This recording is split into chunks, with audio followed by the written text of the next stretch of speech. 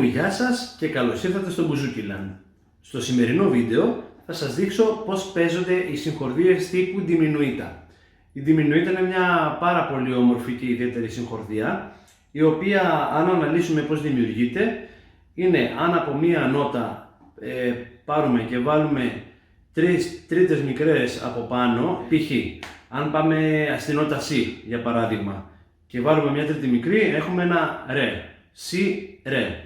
Μετά, για να έχουμε άλλη μια τρίτη μικρή, πρέπει να βάλουμε ένα φα, θα είναι C, ρε, φα, το οποίο διάστημα από το C μέχρι το φα είναι πέμπτης ελαττωμένο, και μετά από το φα άλλη μια τρίτη μικρή έχουμε ένα λα ύφεση.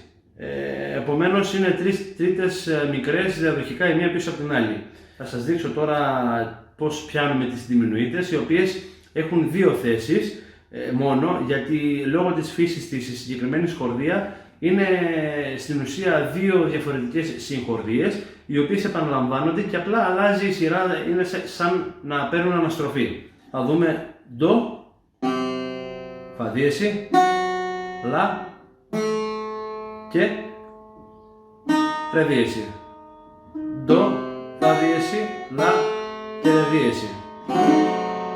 Αυτή είναι η πρώτη θέση που είναι οι Diminuitas, και η ίδια Diminuita μπορεί να παιχτεί σε διαφορετική θέση και να είναι αυτή η θέση. Είναι υπερβολικά δύσκολο το να παιχτεί, γιατί έχει πολύ μεγάλο άνοιγμα και είναι το ίδιο πράγμα. Στην ουσία έχουμε ένα φα δίεση, εδώ πλέον δεν έχουμε φα, έχουμε ένα λα, μετά έχουμε ένα ντο και μετά έχουμε ένα ρε δίεση. Φα δίεση, λα, ντο φυσικό και ρε δίεση. Λοιπόν, αυτά είναι τα δύο βασικά πιασίματα. Βέβαια αυτό δεν βολεύει όταν είμαστε τόσο χαμηλά εδώ στη βάση του μπουζουκιού. Δεν βολεύει, ενώ βολεύει πιο πολύ να παίξουμε εδώ ψηλά, είναι πιο εύκολο, βλέπετε, σε αυτές τις θέσεις.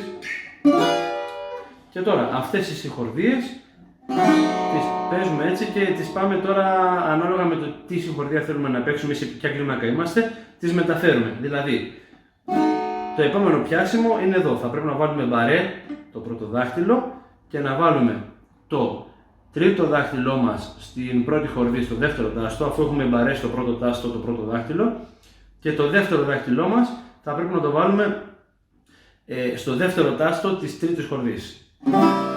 Και από εδώ και μπρος μπορούμε να προχωράμε μέχρι να βρούμε τη συγχορδία που θέλουμε. Προχωράμε με το ίδιο πιάσιμο.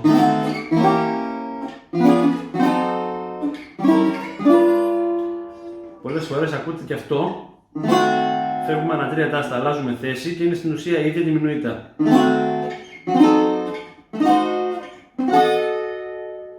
Είναι στην ουσία η ίδια Diminuita, απλά αντιστρέφεται. Και το ίδιο πράγμα ισχύει και για αυτό το πιάσιμο. Και κάπως έτσι είναι τα πιασίματα στη Diminuita. Να είστε καλά, καλή μελέτη και θα τα πούμε σε ένα από τα επόμενα βίντεο.